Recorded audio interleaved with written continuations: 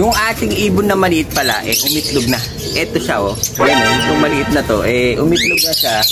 Ngayon, ito pala ang babae. Ayan pala yung babae, ito yung malaking matang to, na parang palaka. Ito, nakross talaga ito sa, sa bullfrog siguro, sa bullfrog ito.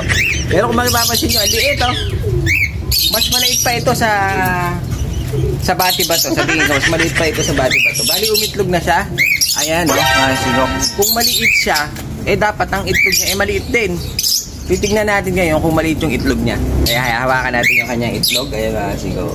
Ayan yung kanyang itlog. Ayan, maliit niya. So, parang silaki lang ito ng lovebirds. Napakaliit ng itlog.